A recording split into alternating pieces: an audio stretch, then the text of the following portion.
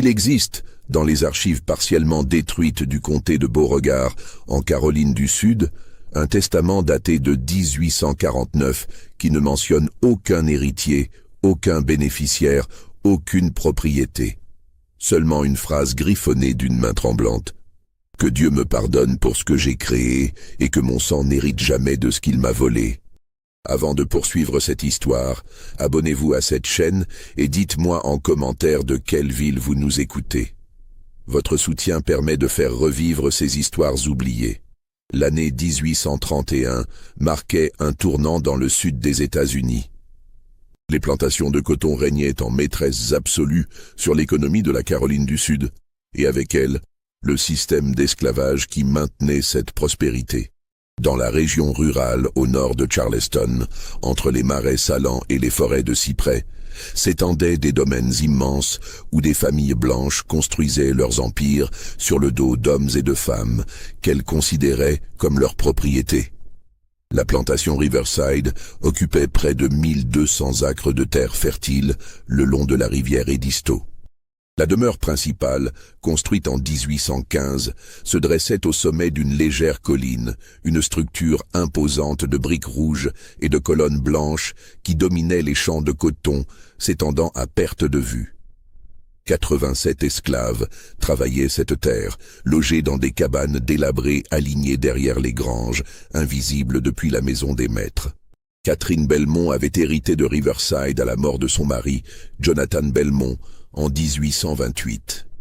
Jonathan était mort d'une fièvre typhoïde qui l'avait emporté en moins d'une semaine, laissant sa veuve de 26 ans seule à la tête d'un domaine qu'elle connaissait peu. Ils n'avaient pas eu d'enfants durant leurs 6 années de mariage, un fait qui alimentait les rumeurs dans les salons de Charleston. Catherine, disaient les langues perfides, était stérile, une malédiction pour une lignée qui s'éteignait. Mais Catherine n'était pas une femme ordinaire de son époque. Éduquée dans un pensionnat de Boston avant que son père ne la rappelle en Caroline pour la marier, elle savait lire, écrire et possédait une intelligence vive que la société sudiste jugeait inappropriée pour une dame. Elle gérait les comptes de la plantation avec une précision que peu d'hommes auraient égalée.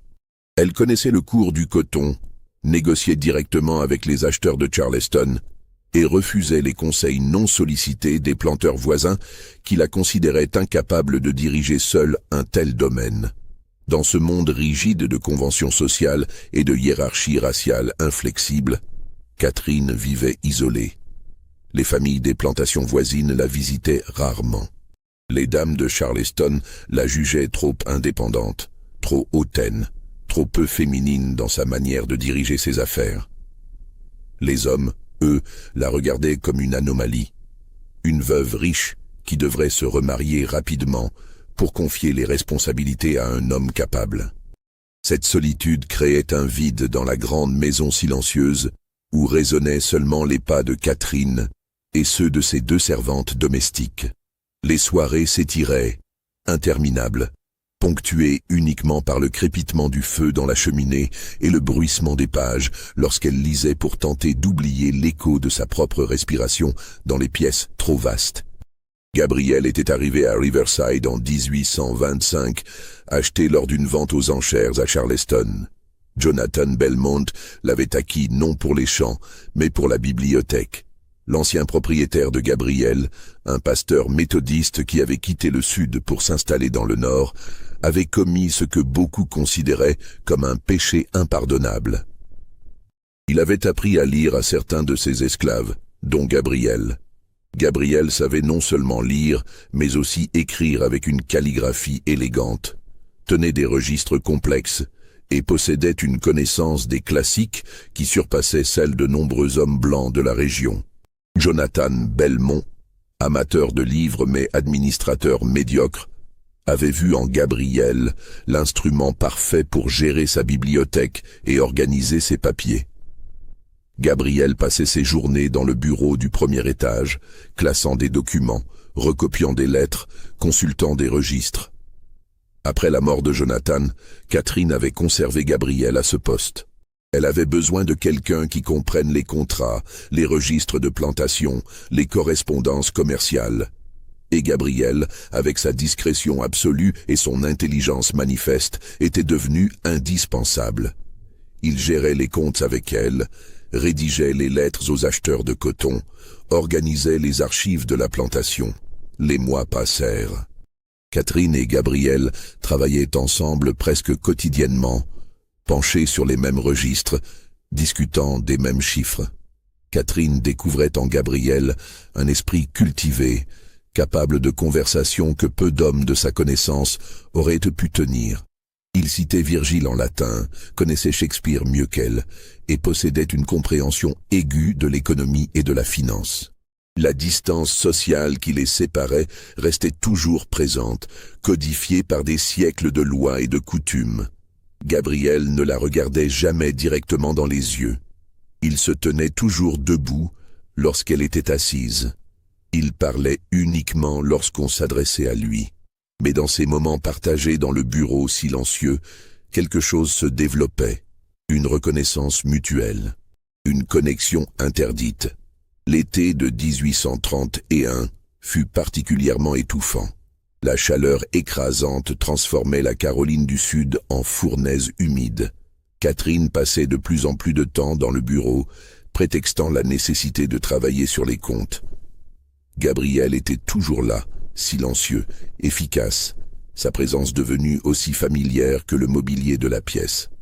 Un soir d'août, alors que l'orage grondait au loin et que les servantes s'étaient retirées dans leur quartier, Catherine resta tard au bureau. Gabriel terminait de recopier une série de contrats. La lampe à huile projetait des ombres dansantes sur les murs tapissés de livres. Catherine le regardait travailler, admirant la précision de ses gestes, la concentration sur son visage. Ce qui se passa cette nuit-là ne fut jamais consigné dans aucun document. Aucune lettre, aucun journal intime ne mentionna ce moment où les barrières sociales s'effondrèrent dans l'obscurité d'une pièce isolée. Mais 9 mois plus tard, le 15 mai 1832, Catherine Belmont donna naissance à un fils qu'elle prénomma Thomas. La naissance de Thomas provoqua un scandale contenu, murmuré derrière les éventails dans les salons de Charleston, mais jamais exprimé ouvertement. Une veuve qui accouche 3 ans après la mort de son mari. Les calculs étaient simples, les conclusions évidentes, mais personne n'osait accuser directement Catherine Belmont. Sa fortune, sa position sociale, et surtout l'absence de preuves tangibles protégeaient sa réputation. Catherine elle-même semblait imperméable aux rumeurs. Elle présenta Thomas à la société comme son fils légitime, le seul héritier de la plantation Riverside. Le bébé avait la peau étrangement pâle, presque translucide, avec des cheveux d'un blond cendré qui ne rappelaient ni Catherine ni son défunt mari. Les traits du visage restaient ambigus, comme souvent chez les nouveau-nés, et personne ne pouvait affirmer avec certitude qu'il ressemblait à qui que ce soit. Gabriel, lui, continua son travail dans le bureau comme si rien ne s'était passé. Catherine et lui ne se parlaient non plus que pour les affaires de la plantation. Les longues soirées de conversation avaient cessé. Une distance froide et professionnelle s'était installée entre eux. Gabriel dormait toujours dans les quartiers des esclaves, travaillait toujours dans le bureau, mais quelque chose de fondamental avait changé dans son regard. Une résignation profonde, peut-être, ou une rage silencieuse, soigneusement cachée derrière une façade de soumission parfaite. Thomas grandit dans la grande maison, entouré de luxe et de privilèges. Catherine l'adorait, avec une intensité qui surprenait même les servantes. Elle passait des heures avec lui enseignait elle-même à lire avant même qu'il atteigne 5 ans, lui parlait comme à un adulte dès son plus jeune âge. Thomas était brillant. À 6 ans, il lisait couramment. À 8 ans, il discutait de politique et d'économie avec une compréhension précoce. Mais au fur et à mesure que Thomas grandissait, certaines caractéristiques physiques devenaient plus évidentes. Ses cheveux s'étaient légèrement foncés, prenant une teinte châtain qui n'appartenait ni à Catherine ni aux Belmont. Ses yeux d'un brun profond semblaient trop foncés pour la génétique familiale. Et surtout, pendant l'été, sa peau bronzait facilement, prenant une coloration que les dames de Charleston jugeaient inhabituelle pour un enfant de bonne famille. Les rumeurs s'intensifièrent. Des murmures s'élevaient lors des réceptions auxquelles Catherine assistait rarement. On parlait de sang mêlé, de secrets honteux, d'un enfant qui n'aurait jamais dû naître. Mais Catherine ignorait ces voix. Elle élevait Thomas comme l'héritier légitime de Riverside, lui enseignait tout ce qu'elle savait, le préparait à diriger la plantation un jour. Gabriel observait tout cela depuis sa position silencieuse dans le bureau. Il voyait Thomas grandir, devenir un jeune homme instruit et cultivé. Il voyait comment Catherine protégeait l'enfant, comment elle construisait autour de lui une forteresse de privilèges et de statut social. Et jamais, pas une seule fois, Gabriel n'exprima la moindre revendication, la moindre reconnaissance de paternité. Car dans le sud de 1830, un tel aveu aurait signifié la mort immédiate. Les lois interdisaient strictement les relations entre blancs et esclaves. Un esclave accusé d'avoir eu des relations avec une femme blanche serait pendu, probablement après avoir été torturé. Catherine elle-même serait ruinée socialement, peut-être même emprisonnée. Et Thomas serait légalement reclassé comme esclave, propriété de la plantation, vendu probablement à la première vente aux ancres. Donc Gabriel gardait son secret. Il continuait à gérer les livres de comptes, à organiser les papiers, à servir Catherine avec une efficacité silencieuse. Mais quelque chose brûlait derrière ses yeux. Une connaissance. Un pouvoir silencieux. Le secret qui pourrait détruire tout le monde s'il était révélé. L'année 1840 marqua un tournant dans la dynamique de Riverside. Thomas avait 8 ans, Catherine avait 40 ans, et Gabriel, maintenant dans la quarantaine, commençait à montrer les signes d'une vie de labeur et de subordination forcée. Ses cheveux grisonnaient aux tempes. Son dos se courbait légèrement lorsqu'il se penchait sur les registres. C'est cette année-là que Thomas commença à poser des questions. Des questions innocentes au début. Pourquoi n'avait-il pas de portrait de son père? Pourquoi maman ne parlait jamais de lui? À quoi ressemblait-il? Lui ressemblait-il? Catherine évitait ces questions avec habileté. Elle racontait des histoires vagues sur Jonathan Belmont, embellissant sa mémoire, créant une fiction d'un homme qu'elle avait à peine connu. Mais Thomas était intelligent, trop intelligent. Il remarquait les incohérences dans les récits de sa mère. Il remarquait comment elle changeait de sujet lorsqu'il insistait. Il remarquait les silences gênés des rares visiteurs lorsqu'il mentionnait son défunt père. Un après-midi de septembre, Thomas entra dans le bureau où Gabriel travaillait. Catherine était à Charleston pour affaires, et Thomas, laissé sous la surveillance des servantes, s'ennuyait. Il s'assit dans le fauteuil de sa mère et observa Gabriel qui recopiait des lettres. « Gabriel, » dit Thomas avec la familiarité innocente d'un enfant de 8 ans, « depuis combien de temps travaillais-tu ici ?» Gabriel leva les yeux brièvement, puis les baissa de nouveau vers son travail. « Depuis 15 ans, jeune maître. »« Tu connaissais mon père ?»« Oui, jeune maître. »« À quoi ressemblait-il ?» Gabriel hésita. Une pause imperceptible, mais significative. Monsieur Belmont était un homme grand, aux cheveux clairs, aux yeux bleus, un gentleman. Thomas fronça les sourcils. « Mes yeux ne sont pas bleus. »« Non, jeune maître. »« Pourquoi ?» Gabriel posa sa plume. Il regarda Thomas pour la première fois vraiment, directement. Leurs yeux se rencontrèrent. Et dans ce bref instant, quelque chose passa entre eux. Une reconnaissance.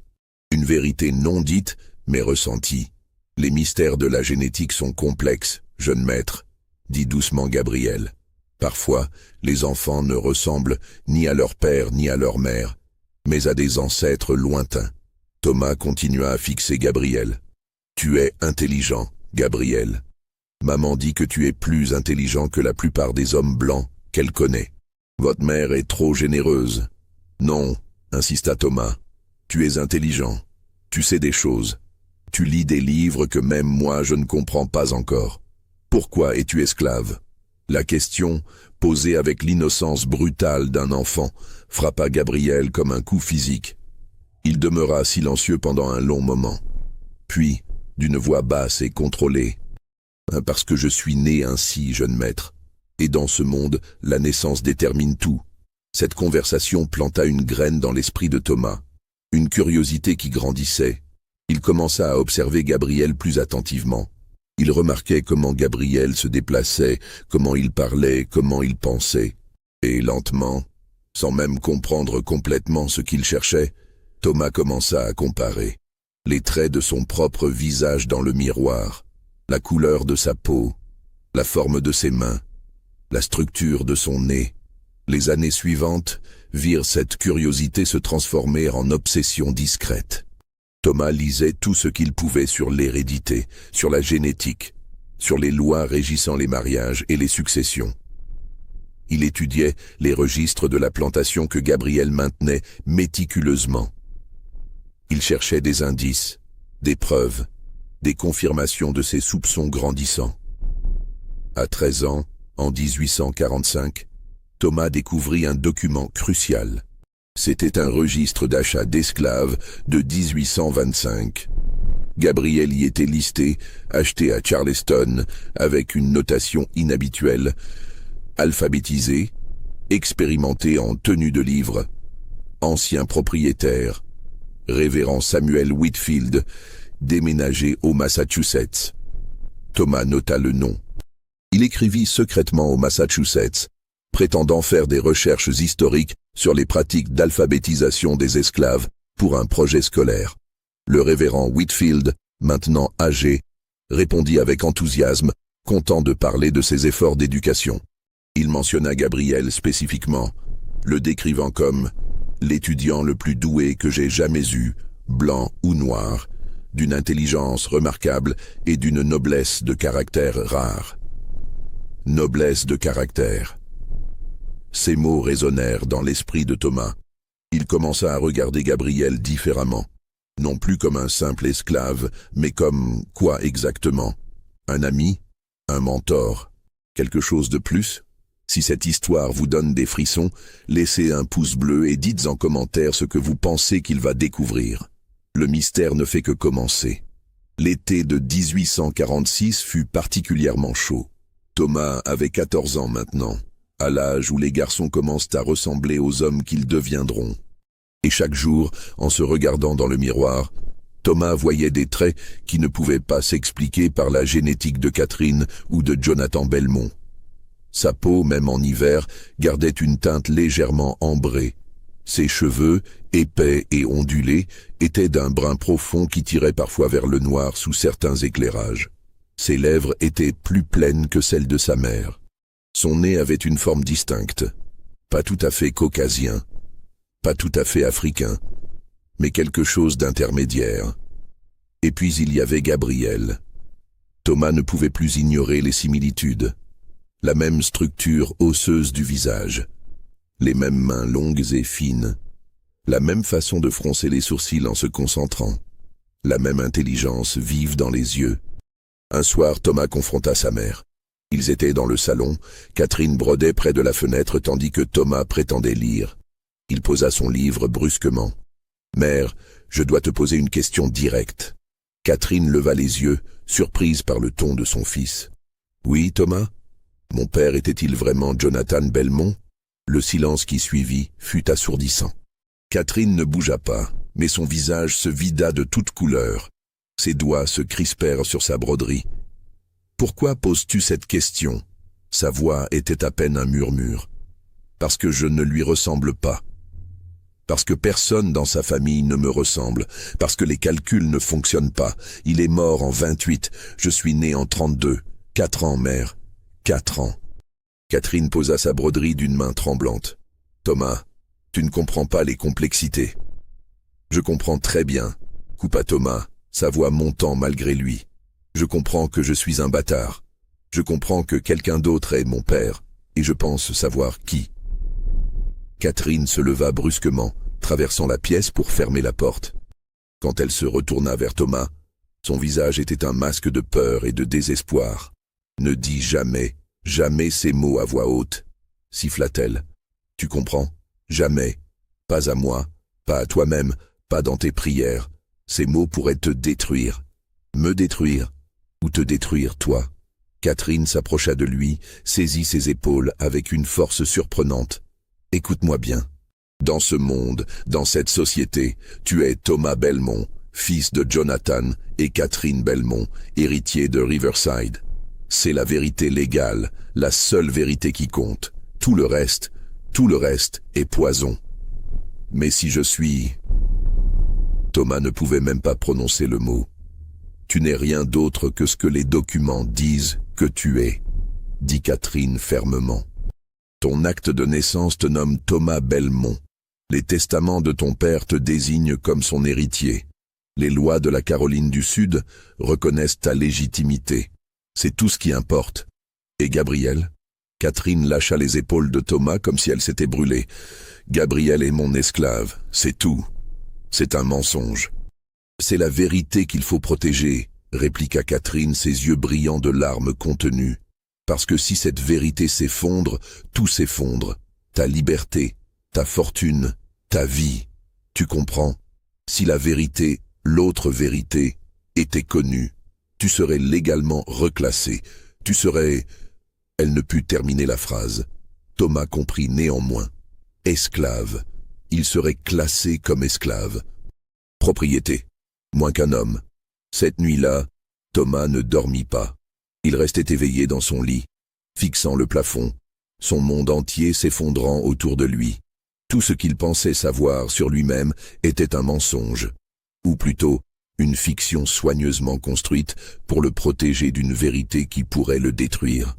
Le lendemain, Thomas alla au bureau où Gabriel travaillait. Il ferma la porte derrière lui. Gabriel leva les yeux, et quelque chose dans l'expression de Thomas lui fit poser sa plume. « Tu sais, n'est-ce pas ?» dit simplement Thomas. Gabriel ne répondit pas immédiatement. Il observa le jeune homme devant lui, ce garçon de 14 ans qui ressemblait tellement à lui-même dans sa jeunesse. Puis, lentement, il hocha la tête. « Depuis toujours ?» demanda Thomas. « Depuis le début. Pourquoi n'as-tu rien dit ?» Gabriel eut un rire amer et sans humour. « Dire quoi, jeune maître? Que tu es mon fils? Que j'ai violé toutes les lois de ce pays, de cette société? Que ta mère et moi avons commis un crime qui nous aurait fait pendre tous les deux? Que toi, innocent de tout cela, tu serais légalement transformé en propriété? Qu'aurais-tu voulu que je dise ?» Thomas s'assit lourdement dans le fauteuil. « Je ne sais pas. Quelque chose. N'importe quoi. Le silence était la seule protection que je pouvais t'offrir, » dit doucement Gabriel. « Le silence et le secret. Ta mère a fait le reste.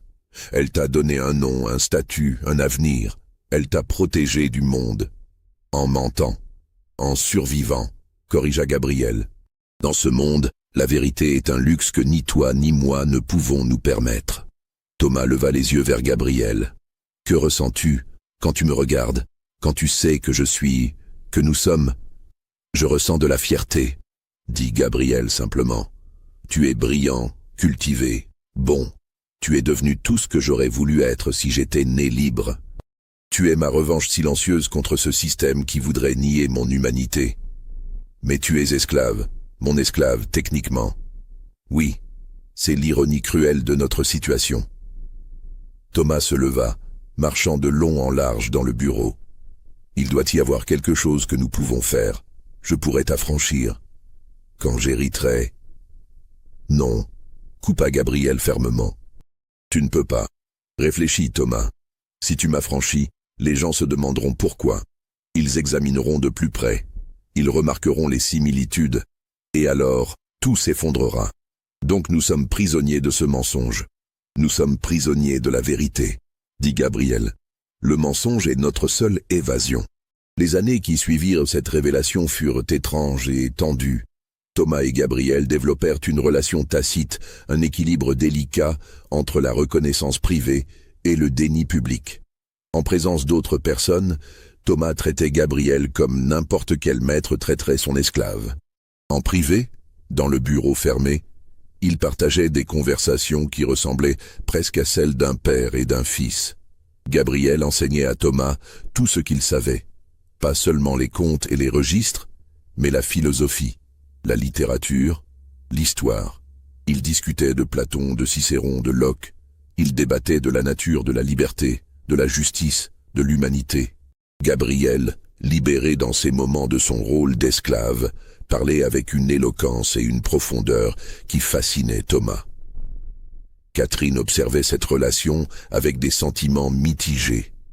Elle était soulagée que Thomas ait trouvé une figure paternelle, même si cette figure était la source même du danger qui pesait sur eux tous.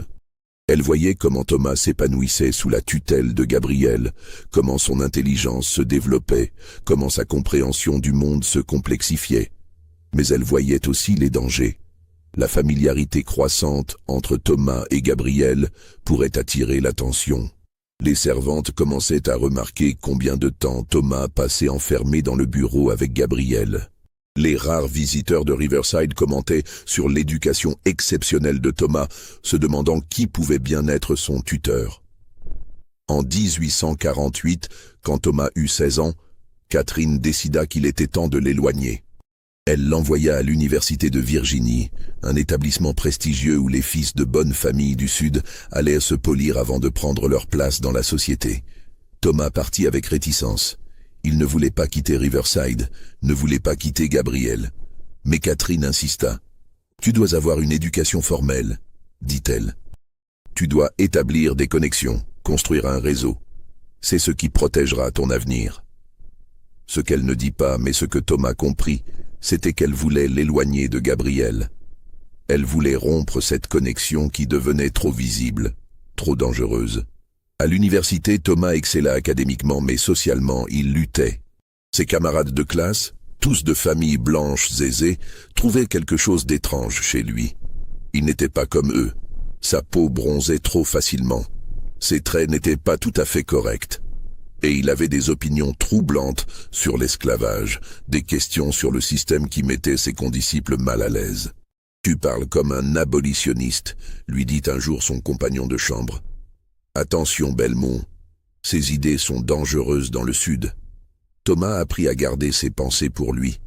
Il apprit à jouer le rôle du gentilhomme sudiste, à faire semblant de croire aux hiérarchies raciales qu'il savait être des fictions absurdes. Mais intérieurement, il bouillonnait. Chaque discussion sur l'infériorité naturelle des Noirs, chaque justification de l'esclavage, chaque proclamation de la suprématie blanche était un poignard qui lui rappelait sa propre position précaire. Pendant ce temps, à Riverside, Gabrielle continuait son travail silencieux. Il gérait la plantation avec une efficacité qui impressionnait même Catherine. Les récoltes étaient bonnes, les comptes équilibrés, les affaires prospères. Gabrielle était devenu indispensable, non seulement comme comptable mais comme administrateur de fait de tout le domaine. Catherine, maintenant dans la quarantaine avancée, commençait à ralentir. Elle souffrait de migraines fréquentes, de douleurs articulaires, de fatigue soudaine. Elle s'appuyait de plus en plus sur Gabrielle pour les décisions quotidiennes. Et Gabrielle, toujours loyal, toujours silencieux, assumait ses responsabilités sans jamais dépasser les limites de sa position. Mais quelque chose changeait en Gabrielle. Les années de subordination forcée, de déni de sa propre paternité, de vie dans l'ombre commençaient à peser sur lui. Il voyait son fils grandir loin de lui, transformé en gentleman blanc, tandis que lui restait enchaîné à sa condition d'esclave. La fierté qu'il avait ressentie se transformait lentement en une amertume sourde. En juin 1849, Thomas revint à Riverside pour l'été après sa première année universitaire. Il avait changé, plus grand, plus mûr, plus confiant, mais aussi plus amer, plus conscient des injustices qui structuraient son monde. La première chose qu'il remarqua fut la détérioration de l'état de sa mère. Catherine avait vieilli considérablement en 1 an. Ses cheveux étaient presque complètement gris. Son visage était creusé, marqué par la douleur chronique. Elle passait la plupart de ses journées dans sa chambre, laissant Gabrielle gérer presque tout. « Que t'a dit le médecin ?» demanda Thomas, assis à son chevet. « Qu'il n'y a rien à faire », répondit Catherine faiblement. « Mon corps se dégrade. Peut-être une maladie du sang, peut-être simplement l'âge. De toute façon, je n'en ai plus pour longtemps. Ne dis pas ça. C'est la vérité, Thomas. » Elle prit sa main dans la sienne. « Nous devons parler de l'avenir, de ton avenir. Riverside me reviendra. C'est écrit dans le testament. » « Oui, mais... » Catherine hésita. « Il y a des complications, des gens qui pourraient contester ta légitimité, des cousins éloignés de Jonathan qui voudraient la propriété. » Si je meurs, il pourrait exiger des preuves, termina Thomas. Des preuves de ma paternité légitime. Exactement. Et ces preuves n'existent pas. Catherine ferma les yeux.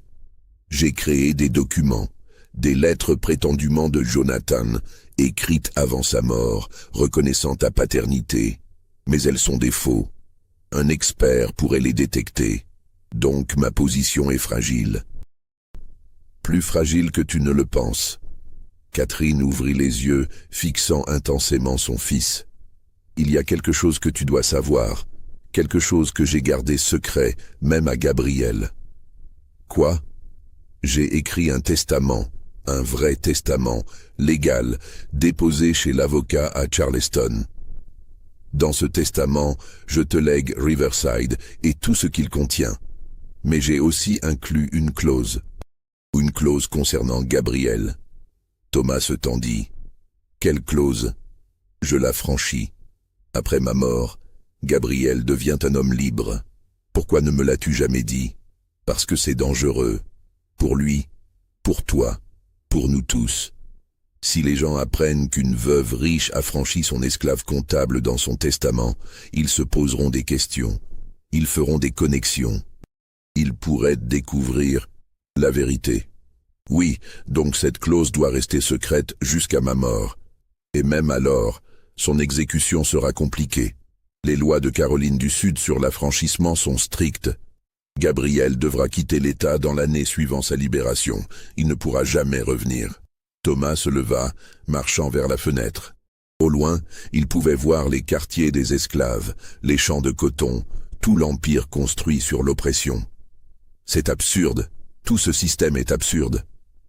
C'est le monde dans lequel nous vivons. Ce n'est pas un monde, c'est un cauchemar. Thomas se retourna vers sa mère. Et si nous parlions, si nous disions la vérité, tu serais détruit, légalement classé comme esclave. Tout ce que tu possèdes serait saisi. Tu serais probablement vendu aux enchères. Et Gabriel et moi serions probablement pendus pour avoir violé les lois anti-métissage. Donc nous restons prisonniers de ce mensonge, jusqu'à ma mort. Après, tu seras seul à porter ce secret. Catherine toussa, une toux profonde qui secoua tout son corps. Quand elle put parler à nouveau, sa voix était à peine un murmure. Promets-moi, Thomas, promets-moi que tu protégeras ce secret. Pour toi, pour Gabriel, pour la mémoire de tout ce que nous avons essayé de construire. Je promets, dit Thomas, bien qu'il ne soit pas sûr de pouvoir tenir cette promesse. Cette nuit-là, Thomas alla au bureau où Gabriel travaillait tard sur les comptes. Il ferma la porte derrière lui et s'assit en face de Gabriel. « Elle t'a franchi dans son testament », dit Thomas sans préambule. Gabriel leva les yeux, surpris. « Comment le sais-tu » ? Elle me l'a dit aujourd'hui. Gabriel posa sa plume lentement. « Je ne savais pas. Elle ne te l'a jamais dit ?»« Non. Catherine, ta mère, elle garde beaucoup de secrets, même à moi. Que feras-tu quand tu seras libre ?» Gabriel regarda ses mains qui avaient tenu tant de plumes, écrit tant de chiffres, géré tant de richesses qui ne lui appartiendraient jamais. Je ne sais pas. Partir, probablement. Aller au nord, essayer de vivre comme un homme libre pour la première fois de ma vie, et me laisser seul. Tu ne seras pas seul. Tu auras Riverside. Tu auras fortune et position. Tu auras tout ce que ce monde peut offrir à un homme blanc. Sauf que je ne suis pas blanc, dit amèrement Thomas. Pas vraiment. Pas légalement, si la vérité était connue. Mais la vérité ne sera pas connue. Pas si nous sommes prudents. Thomas se pencha en avant. Et si je ne voulais pas être prudent? Et si je voulais la vérité? La vérité te détruirait. Peut-être. Mais au moins ce serait honnête. Gabriel secoua la tête. L'honnêteté est un luxe, Thomas. Un luxe que seuls les privilégiés peuvent se permettre. Pour des gens comme toi et moi, la survie vient d'abord. Des gens comme toi et moi, répéta Thomas. C'est la première fois que tu admets que nous sommes pareils. Nous ne sommes pas pareils, dit Gabriel fermement. Tu vis dans une grande maison. Je vis dans une cabane d'esclaves. Tu étudies à l'université. Je n'ai jamais quitté cette plantation depuis 15 ans. Tu as un avenir. Je n'ai qu'un passé. Nous ne sommes pas pareils, peu importe ce que dit le sang. Le sang devrait compter pour quelque chose. Dans ce monde, le sang noir annule tout le reste. Gabriel se leva, se dirigeant vers la fenêtre. « Écoute-moi, Thomas. Quand ta mère mourra, tu hériteras de cette plantation. Tu hériteras de moi aussi, jusqu'à ce que le testament soit exécuté. Et pendant ce bref moment, je serai légalement ta propriété. Ton père sera ton esclave. Pense-y, vraiment, pense-y. C'est l'absurdité complète de ce système. C'est pourquoi il doit être détruit. Peut-être, mais pas par toi, pas si tu veux survivre. » Gabriel se retourna pour faire face à Thomas. « Tu dois jouer le jeu, Thomas. Tu dois être le parfait gentilhomme sudiste. Tu dois épouser une fille de bonne famille, avoir des enfants blancs, diluer encore plus ce sang dangereux qui coule dans tes veines. Tu dois devenir ce que le monde pense que tu es. C'est la seule façon. Et toi? Moi, je disparaîtrai.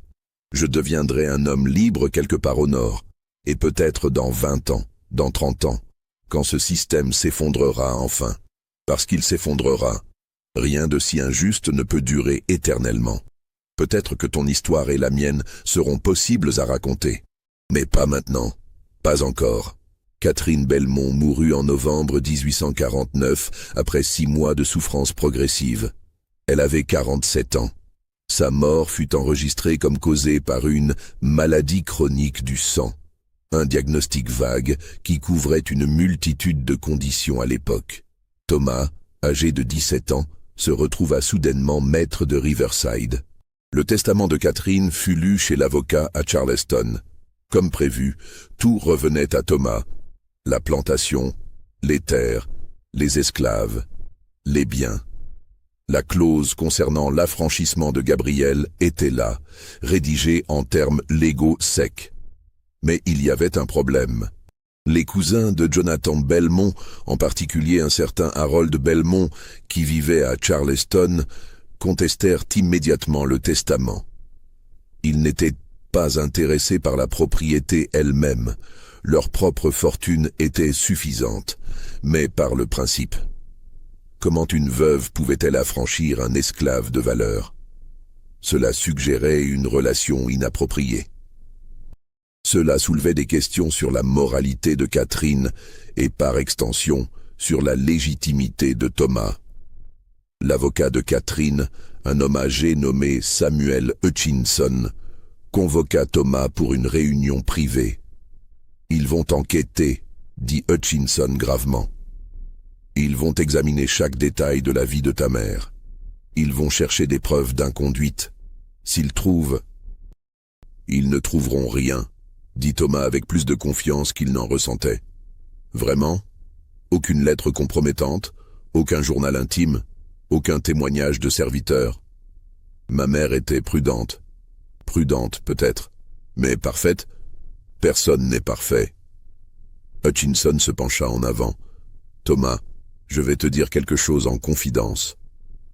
Ta mère m'a payé généreusement au fil des années pour détruire certains documents, pour rédiger certaines lettres, pour créer certaines fictions. Je sais qu'elle avait des secrets. Je ne connais pas tous les détails, et je n'ai pas besoin de les connaître. Mais je sais qu'il y a des choses dans ton passé qui ne supporteraient pas un examen minutieux. Que suggérez-vous? Retire la clause d'affranchissement. Garde Gabriel comme esclave. Cela fera taire les soupçons. Cela montrera que tu n'as rien à cacher. » Thomas sentit quelque chose se briser en lui. C'était le souhait de ma mère. Ton souhait de ta mère pourrait te détruire. Choisis, honorer sa volonté ou protéger ton avenir. Thomas quitta le cabinet d'avocat dans un état de confusion et de rage. Comment pouvait-il trahir le dernier souhait de sa mère? Comment pouvait-il maintenir Gabriel en esclavage alors que la liberté avait été promise? Il retourna à Riverside et alla directement au bureau où Gabriel travaillait. Il ferma la porte et expliqua la situation. Gabriel écouta en silence. Quand Thomas termina, il hocha simplement la tête. « Je comprends. C'est tout? Tu comprends? Que veux-tu que je dise, Thomas? Que je suis déçu? Que je me sens trahi? Je le suis. Mais je comprends aussi la réalité. Je pourrais les combattre. Je pourrais défendre le testament. Et risquer tout? Gabriel secoua la tête. Non. L'avocat a raison. Retire la clause. Garde-moi en esclavage. C'est plus sûr pour nous deux. Comment peux-tu être si calme? Oh, parce que j'ai vécu toute ma vie comme esclave, dit Gabriel d'une voix plate. Une promesse de liberté brisée n'est qu'une déception de plus dans une longue liste. Thomas se laissa tomber dans le fauteuil, la tête entre les mains. Je suis désolé. Ne sois pas désolé. Sois intelligent. Protège-toi. C'est ce que ta mère aurait voulu. Mais quelque chose changea en Thomas à partir de ce moment. La culpabilité le rongeait. Chaque jour, en voyant Gabriel travailler silencieusement dans le bureau, en sachant qu'il avait trahi la promesse de liberté, Thomas sentait son ressentiment grandir. Pas contre Gabriel, mais contre le système entier. Contre les lois qui forçaient cette trahison. Contre la société qui rendait l'honnêteté impossible. Et dans cette culpabilité et ce ressentiment, une graine sombre commença à germer dans l'esprit de Thomas. Une idée terrible. Une vengeance contre ceux qui l'avaient forcé à cette trahison. Thomas retourna à l'université en janvier 1850 pour sa 2e année, mais il était changé. La mort de sa mère, la trahison forcée de Gabriel, le poids constant du secret qu'il portait, tout cela l'avait endurci. Il n'était plus le garçon idéaliste qui questionnait le système. Il était devenu quelque chose de plus sombre, de plus calculateur. Il commença à étudier le droit avec une intensité nouvelle. Pas pour devenir avocat, cela était en dessous d'un gentilhomme de sa position, mais pour comprendre les mécanismes légaux qui régissaient la propriété, l'héritage et surtout la classification raciale. Il découvrit des failles intéressantes. La loi définissait un noir comme toute personne ayant une goutte de sang africain. Mais comment prouvait-on ce sang? Par l'apparence physique principalement, par des témoignages, par des documents d'ascendance. Si ces éléments étaient manipulés, contrôlés, falsifiés, la classification pouvait être manipulée aussi. Thomas commença à comprendre quelque chose de fondamental. La race n'était pas une réalité biologique fixe, mais une construction sociale maintenue par des documents, des témoignages et des apparences. Et toutes ces choses pouvaient être manipulées par quelqu'un de suffisamment intelligent, suffisamment patient et suffisamment impitoyable. Il commença aussi à observer comment les fortunes étaient construites et détruites dans le Sud. Les plantations passaient de main en main, à travers mariages stratégiques, héritages contestés, dettes accumulées. Un homme pouvait être riche un jour et ruiné le lendemain si les bonnes manœuvres légales et financières étaient employées contre lui. Une idée terrible mais fascinante prenait forme dans son esprit. Et si Gabriel pouvait avoir sa revanche? Et si, à travers une série de manipulations habiles, Gabriel pouvait non seulement obtenir sa liberté, mais aussi obtenir la fortune qui lui avait été refusée? À l'été de 1850, Thomas retourna à Riverside avec un plan. Un plan dangereux, complexe et profondément immoral par les standards de l'époque. Mais un plan qui, s'il fonctionnait, pourrait inverser les rôles de maître et d'esclave de la manière la plus complète et la plus ironique possible. Il appela Gabriel au bureau et ferma la porte à clé. « J'ai une proposition à te faire, » dit Thomas. « Une proposition qui pourrait te donner non seulement la liberté, mais aussi tout ce que tu mérites. » Gabriel le regarda avec suspicion. « De quoi parles-tu? De vengeance? De justice? D'un renversement complet de cette situation absurde? » Thomas s'assit, ses yeux brillant d'une intensité étrange. « Mais cela nécessiterait ta coopération totale, et cela impliquerait des actes qui ne sont pas exactement légaux. » Continue. Thomas prit une profonde respiration. « Voici ce que je propose. Nous créons une fiction complète et convaincante. Nous faisons croire que je suis profondément endetté, que j'ai fait de mauvais investissements, que je suis au bord de la ruine. Nous falsifions des documents montrant que j'ai emprunté de l'argent, que je ne peux pas rembourser. Et puis, au dernier moment, un sauveur apparaît. Qui? Toi? Gabriel fronça les sourcils. Comment un esclave pourrait-il sauver son maître de la faillite? pas un esclave, un homme libre. Nous créons une identité pour toi, des papiers de liberté falsifiés, datant de plusieurs années, des documents montrant que tu as vécu au nord, que tu as économisé de l'argent, que tu es revenu au sud comme homme d'affaires libre, et tu m'offres de sauver la plantation en échange d'une participation. C'est de la folie, c'est de la justice. Thomas se pencha en avant. Pense-y, tu as géré cette plantation pendant des années. Tu connais chaque détail, chaque compte, chaque transaction. Tu l'as rendue prospère. Mais tu n'as jamais rien reçu en retour. Pas de salaire, pas de reconnaissance, rien. Et moi, j'ai hérité de tout simplement parce que la peau de ma mère était blanche. C'est absurde. C'est aussi la loi. Les lois peuvent être contournées. Thomas sortit une liasse de papier de son bureau. J'ai déjà commencé à créer des documents, des contrats falsifiés, des lettres de créanciers fictifs, des registres de transactions qui n'ont jamais eu lieu. Avec ton aide, nous pouvons rendre cela convaincant. Et puis, lentement, progressivement, nous transférons le contrôle de Riverside de moi à toi. Et qu'est-ce que cela te donne? La rédemption, dit simplement Thomas. Une chance de corriger l'injustice de ta situation, et peut-être... Il hésita. Peut-être une chance de reconnaître publiquement ce que je ne peux pas dire en privé. Que tu es mon père, que tu mérites mieux que cette vie. Gabriel resta silencieux pendant un long moment. Thomas pouvait voir les pensées se succéder sur son visage. Tentation, méfiance, espoir, peur. Si nous sommes découverts, dit finalement Gabriel, nous serons tous les deux pendus. Seulement si nous sommes découverts. Mais si nous sommes prudents, si nous sommes patients, si nous construisons cette fiction assez soigneusement, nous pourrions réussir. Pourquoi fais-tu cela? Vraiment? Thomas rencontra le regard de Gabriel directement. Parce que je ne peux pas vivre avec cette culpabilité. Parce que chaque jour où je te vois travailler comme esclave, sachant que tu es mon père, me tue lentement. Parce que je veux que ce système tordu paie pour ce qu'il nous a fait à tous les deux. Gabriel hocha lentement la tête. D'accord, mais à une condition. Laquelle? Si cela échoue, si nous sommes découverts, tu me blâmes entièrement.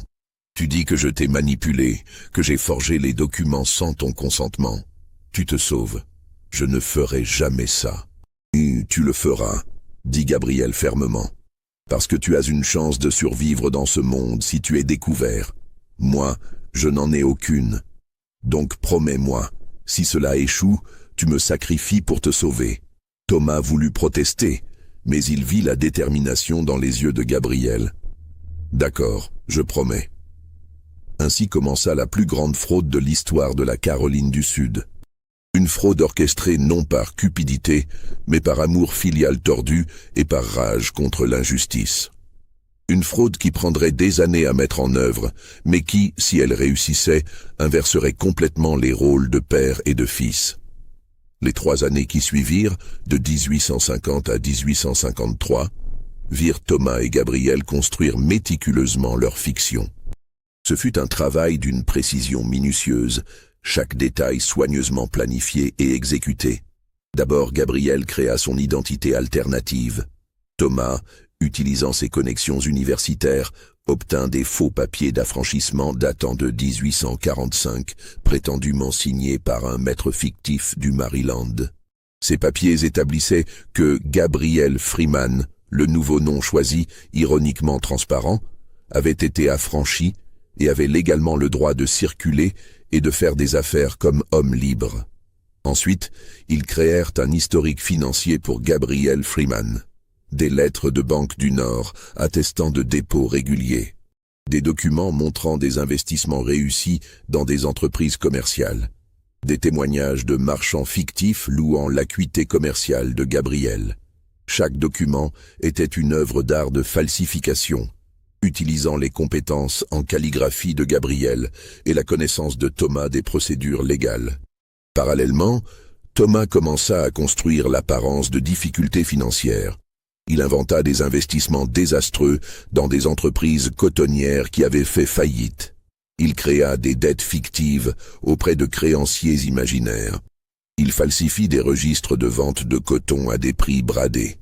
Sur papier, Riverside semblait glisser lentement vers la ruine. L'aspect le plus audacieux du plan vint en 1852. Gabriel, utilisant son identité de Gabriel Freeman, apparut à Charleston en tant qu'homme d'affaires noir libre du Nord, intéressé par des investissements dans des plantations sudistes en difficulté. Il loua une chambre dans une pension pour noirs libres, s'habilla en costume respectable et commença à se faire connaître dans les cercles commerciaux. La première fois que Thomas vit Gabriel dans ce rôle, dans un café de Charleston fréquenté par des hommes d'affaires, il faillit ne pas le reconnaître. Gabriel se tenait différemment. Il parlait différemment. Il regardait les gens dans les yeux, quelque chose qu'aucun esclave ne ferait jamais. Il était transformé, libéré non par des papiers, mais par la performance, par l'acte de se comporter comme un homme libre. Ils se rencontrèrent publiquement, prétendant que c'était leur première rencontre. Thomas joua le jeune planteur embarrassé, cherchant désespérément des fonds. Gabriel joua l'investisseur prudent mais intéressé. Des témoins observèrent leurs négociations. Des documents furent signés en présence de notaires corrompus que Thomas avait payés. Lentement, progressivement, sur le papier, Gabriel Freeman commença à acquérir des parts de Riverside. D'abord 10% en échange d'un prêt, puis 20% en échange d'un autre investissement, puis 30%. Chaque transaction était documentée, enregistrée, légalement apparente bien qu'entièrement frauduleuse. Les planteurs voisins observaient avec un mélange de désapprobation et de fascination. Un noir libre devenant partenaire dans une plantation blanche, c'était inhabituel certainement, mais pas illégal. La Caroline du Sud, malgré son système esclavagiste rigide, avait une petite population de Noirs libres qui possédaient des propriétés et menaient des affaires. Gabriel Freeman, avec ses manières éduquées et ses documents apparemment légitimes, semblait simplement un exemple inhabituel de ce phénomène.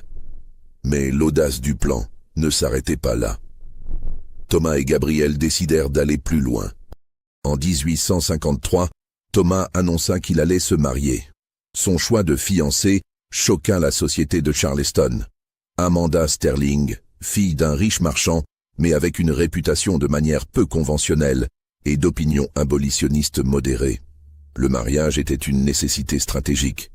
Thomas avait besoin de maintenir l'apparence d'un gentilhomme respectable, essayant de restaurer sa fortune par une alliance avantageuse. Mais il choisit délibérément une femme qui, il le savait, ne poserait pas trop de questions sur ses affaires avec Gabriel Freeman. Amanda était intelligente, cultivée et surtout pragmatique. Elle comprenait que son mariage avec Thomas était autant une transaction commerciale qu'une union romantique. Elle apportait une dot généreuse qui aiderait ostensiblement à renflouer Riverside. En échange, elle obtenait le statut social d'être Madame Belmont. Ce qu'elle ne savait pas, ce que personne ne savait sauf Thomas et Gabriel, c'est que la dot serait utilisée pour financer la prochaine phase du plan. Une phase encore plus audacieuse que tout ce qui avait précédé. En janvier 1854, après 4 ans de préparation méticuleuse, Thomas et Gabriel exécutèrent la phase finale de leur plan. Thomas convoqua tous les créanciers fictifs et réels de Riverside, ainsi que plusieurs planteurs voisins, pour une réunion à la plantation. Debout dans le grand salon, Thomas fit une annonce stupéfiante. Il ne pouvait plus maintenir Riverside. Les dettes étaient trop importantes. Les investissements avaient échoué. Il n'avait plus le choix que de vendre. La nouvelle se répandit comme un feu de forêt. Les Belmont, une des plus anciennes familles de la région, forcées de vendre. C'était un scandale, une chute dramatique du statut social. Plusieurs acheteurs potentiels émergèrent, salivant à l'idée d'acquérir Riverside à un prix réduit. Mais Thomas annonça qu'il avait déjà un acheteur, Gabriel Freeman, son partenaire commercial, qui avait accepté d'acheter la propriété entière en échange d'annuler toutes les dettes de Thomas. Les protestations fusèrent immédiatement. Un noir, même libre, possédant une plantation entière avec tous ses esclaves. C'était pratiquement inouï. Plusieurs planteurs voisins menacèrent de contester la vente, de faire appel aux tribunaux, d'utiliser toutes les manœuvres légales disponibles pour bloquer la transaction. Mais Thomas et Gabriel avaient anticipé cela. Ils avaient passé des années à construire une documentation légale impeccable. Chaque transaction était enregistrée correctement. Chaque dette était documentée par des contrats légaux. Chaque investissement de Gabriel était soutenu par des papiers en ordre. Les avocats examinèrent les documents et ne purent retrouver aucune faille légale. Aussi désagréable que cela puisse être socialement, la vente était parfaitement légale. Gabriel Freeman, homme noir libre, devenait propriétaire de Riverside et de tout ce qu'elle contenait. Le jour où la vente fut finalisée, Gabriel se tenait dans le bureau où il avait travaillé comme esclave pendant près de 30 ans. Il tenait dans ses mains l'acte de propriété, un document qui faisait officiellement de lui le maître de 1200 acres de terre, d'une demeure imposante, et de 87 êtres humains. L'ironie était presque insupportable. Gabriel, qui avait été propriété, possédait maintenant d'autres personnes comme propriété. C'était le paradoxe cruel du plan. Pour obtenir justice, il devait participer au système même qu'il avait opprimé. Thomas, selon les termes de la vente, conserva le droit de vivre dans une petite maison sur la propriété. Officiellement, il était ruiné, dépossédé de son héritage. Les gens le regardaient avec pitié ou satisfaction, selon leurs sentiments envers la famille Belmont. Le jeune maître déchu, réduit à vivre sur la charité de son ancien partenaire commercial. Mais en privé, dans la petite maison où Thomas vivait maintenant avec Amanda, une célébration différente se déroulait. Thomas et Gabriel, père et fils, riaient de l'absurdité de leur succès. Ils avaient fait l'impossible, ils avaient renversé l'ordre établi, du moins en apparence. « Mais que fais-tu maintenant » demanda Thomas à Gabriel. « Tu possèdes des esclaves. Tu es devenu ce que nous détestons tous les deux. » Gabriel, assis dans le bureau qui était maintenant légalement le sien, regarda par la fenêtre vers les quartiers des esclaves. « Je les affranchis. Tous. C'est impossible. Les lois de Caroline du Sud exigent que les esclaves affranchis quittent l'État. Alors je les aide à partir, je leur donne de l'argent, des ressources, un passage vers le nord. » Gabriel se tourna vers Thomas. « C'est le but de tout ceci, non ? Pas seulement ma liberté, mais la justice pour tous. Les planteurs voisins ne toléreront jamais cela. Ils verront un noir libérant des esclaves comme une menace directe à leur propre système. Qu'ils essaient de m'arrêter. » Pour la première fois de sa vie, Gabriel parlait avec une confiance absolue, sans la moindre trace de subordination. « J'ai les documents légaux. J'ai la propriété. Selon les lois de ce pays tordu, je suis un homme libre possédant une propriété légale. Ils ne peuvent rien faire. » Mais Thomas n'était pas si sûr. Il connaissait le Sud mieux que Gabriel ne le réalisait. Il connaissait la violence latente qui maintenait le système esclavagiste, la volonté de certains hommes de violer leurs propres lois pour préserver l'ordre racial. Et il craignait ce qui pourrait arriver si Gabriel poussait trop loin, trop vite. Les 6 mois suivant l'acquisition de Riverside par Gabriel furent marqués par une tension croissante. Gabriel, fidèle à sa parole, commença à affranchir les esclaves de la plantation. Il le fit légalement, utilisant les procédures appropriées, mais rapidement. Trop rapidement pour le confort des planteurs voisins. Les rumeurs se répandirent. Gabriel Freeman était un abolitionniste radical. Il travaillait pour détruire le système esclavagiste du Sud. Il devait être arrêté par des moyens légaux ou autres. En juillet 1854, une délégation de planteurs voisins se présenta à Riverside. Leur porte-parole était Harold Belmont, le cousin de Jonathan qui avait contesté le testament de Catherine des années auparavant. « Freeman, » dit Harold avec mépris, refusant d'utiliser le titre de « Monsieur », « vous allez trop loin. Libérer quelques esclaves est une chose, vider une plantation entière en est une autre. Vous créez un précédent dangereux. » Gabriel, se tenant droit dans sa propre demeure, ne scia pas. « Je fais ce que je veux avec ma propriété légale. » « Votre propriété légale ?» Harold ricana. Nous savons tous que cette vente est une fraude. Vous et ce pathétique Belmont, il cracha le nom avec dégoût. Vous avez construit cette mascarade ensemble. Prouvez-le. Nous le ferons. Harold se pencha en avant, sa voix devenant menaçante. Nous examinerons chaque document, chaque transaction, chaque accord. Et quand nous trouverons la fraude, et nous la trouverons, vous serez vendu comme l'esclave que vous êtes vraiment. Après leur départ, Thomas vint trouver Gabriel, pâle et secoué. Ils vont enquêter, ils vont tout découvrir. Laisse-les enquêter, dit Gabriel avec une confiance qu'il ne ressentait peut-être pas entièrement. Nous avons été méticuleux, il n'y a rien à trouver. Mais Thomas n'était pas convaincu. Il connaissait Harold Belmont, connaissait sa ténacité, son influence. S'il décidait vraiment de détruire Gabriel, il trouverait un moyen, légal ou non. Et puis, quelque chose d'inattendu se produisit. Amanda, l'épouse de Thomas, qui avait jusque-là semblé accepter passivement la situation bizarre de son mari, demanda une conversation privée avec Thomas. « Je sais », dit-elle simplement quand ils furent seuls. « Tu sais quoi ? Tout. Gabriel n'est pas qu'un partenaire commercial, cette vente n'était pas réelle, et tu... » Elle le regarda intensément. « Tu n'es pas entièrement ce que tu prétends être. » Thomas sentit son sang se glacer. « Comment ? Je ne suis pas stupide, Thomas, j'ai des yeux. J'ai vu comment toi et Gabriel interagissaient. J'ai vu les similitudes physiques que tu essaies de cacher. J'ai reconstitué l'histoire de ta mère et de sa relation avec son esclave. » Elle s'assit, étonnamment calme. « La vraie question est, que vais-je faire de cette information ? Tu pourrais nous détruire tous les deux. » « Je pourrais. » Amanda sourit légèrement. « Mais pourquoi le ferais-je ? J'admire ce que vous avez fait. C'est audacieux, c'est ingénieux. C'est la revanche parfaite contre ce système pourri. Alors tu vas garder le secret ? À une condition. » Amanda se pencha en avant. « Laisse-moi aider. Laisse-moi utiliser mon réseau, mes connexions, ma position sociale pour protéger Gabriel. Je peux influencer l'opinion, semer des doutes sur les accusations, rendre l'enquête difficile. Mais en échange, tu dois me dire toute la vérité. Tout. » Thomas hésita puis hocha la tête. Et pour la première fois, il raconta l'histoire complète à quelqu'un d'autre.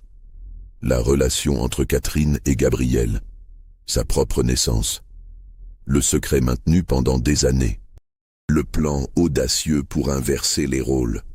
Amanda écouta tout, ses yeux s'élargissant mais son visage restant composé. « C'est la chose la plus extraordinaire que j'ai jamais entendue, » dit-elle quand Thomas termina. « Et la plus dangereuse. Je sais. Mais cela peut fonctionner. Avec mon aide, cela peut vraiment fonctionner. » Amanda prit les mains de Thomas dans les siennes. « Mais nous devons être plus intelligents. Gabriel libère les esclaves trop rapidement. Cela attire trop d'attention. Il doit ralentir, être plus subtil. » Elle avait raison. Thomas le savait. Il convainquit Gabriel de modérer son rythme d'affranchissement, de les échelonner sur plusieurs années pour attirer moins d'attention. C'était frustrant pour Gabriel, qui voulait la justice immédiate, mais c'était nécessaire pour la survie. Mais la modération arriva trop tard. Harold Belmont avait déjà engagé un détective privé, un homme spécialisé dans l'exposition des fraudes commerciales. Cet homme, nommé Silas Crawford, était méthodique et impitoyable. Crawford commença à interroger des gens. Les commerçants de Charleston qui prétendument avaient fait affaire avec Gabriel Freeman. Les banquiers du Nord qui auraient tenu ses comptes. Les notaires qui avaient authentifié les documents. Et lentement, inévitablement, des fissures apparurent dans la fiction. Un commerçant admit sous pression qu'il avait été payé pour signer un faux témoignage. Un notaire révéla qu'il avait certifié des documents sans vraiment vérifier les signatures. Une banque du Nord confirma qu'aucun compte au nom de Gabriel Freeman n'existait dans leur livre. En octobre 1854, Crawford présenta ses conclusions à Harold Belmont. Le cas était clair. La vente de Riverside était basée sur des documents frauduleux, des témoignages falsifiés et des transactions fictives. Gabriel Freeman n'avait jamais eu les fonds qu'il prétendait avoir. Toute la transaction était une fraude élaborée. Harold Belmont prit ces informations directement au shérif. Des mandats d'arrêt furent émis pour Gabriel et Thomas. Tous les deux seraient accusés de fraude, de falsification de documents et de conspiration. Quand les nouvelles atteignirent Riverside, Gabriel et Thomas se trouvaient dans le bureau. Gabriel resta étrangement calme. « C'est fini », dit-il simplement. « Nous pouvons fuir », dit Thomas désespérément. « Nous pouvons aller au nord, commencer une nouvelle vie. » « Non. » Gabriel secoua la tête. « Tu te souviens de notre accord. Si nous sommes découverts, tu me blâmes. Tu dis que je t'ai manipulé, trompé. Tu te sauves. Je ne ferai jamais ça. Tu le feras. » Gabriel prit les mains de Thomas dans les siennes, le geste d'un père à son fils. « Écoute-moi. Si tu es reconnu coupable de fraude, ils examineront ta vie en détail. Ils découvriront la vérité sur ta naissance. Et alors, tu seras légalement reclassé comme noir, comme esclave. Tout sera perdu. Ta liberté, ta fortune, ta vie. Et toi, que t'arrivera-t-il? Je serai pendu, probablement, ou vendu. Peu importe. » Gabriel sourit tristement. « J'ai vécu plus libre pendant ces 6 derniers mois que pendant toute ma vie. J'ai possédé une plantation. J'ai libéré des esclaves. J'ai été un homme, ne serait-ce que brièvement. C'est plus que la plupart dans ma situation n'obtiennent jamais. Non. » Thomas secoua la tête violemment. Il doit y avoir un autre moyen. Mais il n'y en avait pas. Les shérifs arrivèrent le lendemain matin. Gabriel se rendit sans résistance. Thomas, suivant les instructions de Gabriel, joua le jeune homme trompé, manipulé par un esclave rusé qui avait abusé de sa confiance. Le procès fut rapide. Gabriel fut reconnu coupable de fraude, de falsification de documents, d'usurpation d'identité d'homme libre et de multiples autres crimes. Thomas, grâce à son témoignage contre Gabriel et à l'intervention d'Amanda qui utilisa ses connexions familiales, fut déclaré victime plutôt que complice. La sentence pour Gabriel fut brutale, 100 coups de fouet suivis d'une vente aux enchères. Riverside serait saisi et vendu aux enchères pour payer les dettes fictives que Gabriel avait créées. Le jour de l'exécution de la sentence, Thomas était là, forcé d'assister par les autorités. Il regarda, impuissant, tandis que Gabriel était attaché au poteau et fouetté. Chaque coup résonnait dans l'âme de Thomas comme son propre échec, sa propre trahison. Après le fouettage, Gabriel fut emmené vers la place du marché aux esclaves de Charleston pour être vendu. Avant qu'il ne l'emmène, Gabriel croisa le regard de Thomas. Aucun mot ne fut échangé, mais le message était clair. Je ne regrette rien. Survis. Rappelle-toi. Raconte l'histoire un jour. Gabriel fut vendu à un planteur du Mississippi profond pour 800 $. Il disparut dans le système, avalé par la machine implacable de l'esclavage américain. Thomas ne le revit jamais. Riverside fut mise aux enchères et achetée par Harold Belmont pour une fraction de sa valeur réelle. Thomas et Amanda se retrouvèrent avec presque rien, juste assez de la dot d'Amanda pour survivre modestement. Ils quittèrent la Caroline du Sud, incapables de supporter les regards, les murmures, le poids du scandale. Ils s'installèrent dans une petite ville du Tennessee où personne ne connaissait leur histoire. Les années passèrent. Thomas devint un homme amer et silencieux, hanté par le souvenir de Gabriel, par sa trahison, par l'injustice de tout cela.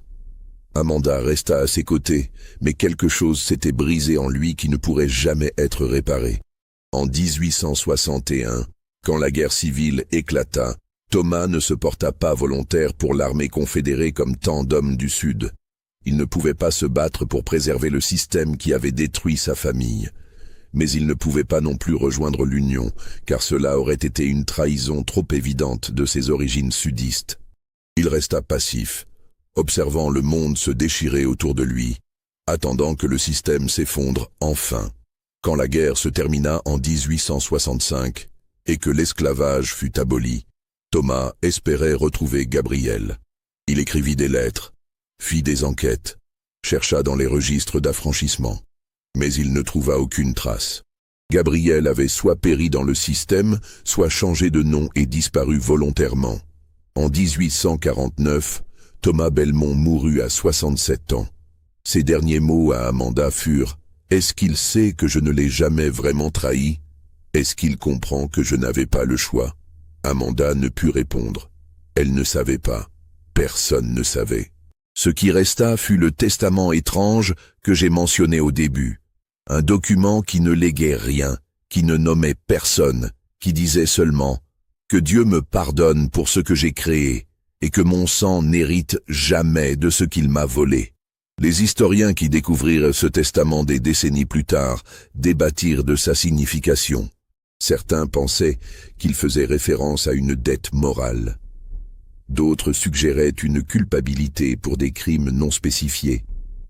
Personne ne connecta jamais les points. Le fils né d'une relation interdite, le plan audacieux pour inverser les rôles de maître et d'esclave, la trahison forcée et la perte finale de tout. Les documents concernant Gabriel Freeman et la vente frauduleuse de Riverside furent perdus dans un incendie des archives du comté en 1878.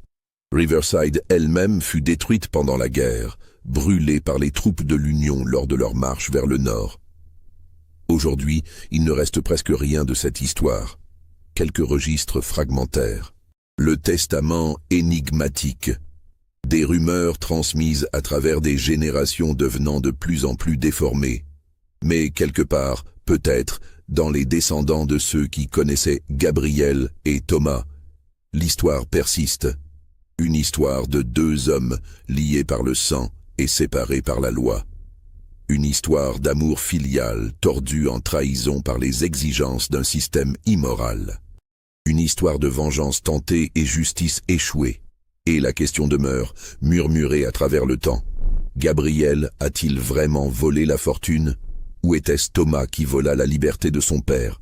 Qui était vraiment le voleur dans cette histoire tordue?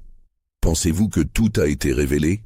Croyez-vous que cette histoire s'est vraiment déroulée comme racontée? Commentez ci-dessous, abonnez-vous si vous aimez explorer les mystères sombres de l'histoire et partagez avec ceux qui apprécient les récits qui remettent en question ce que nous pensons savoir sur le passé.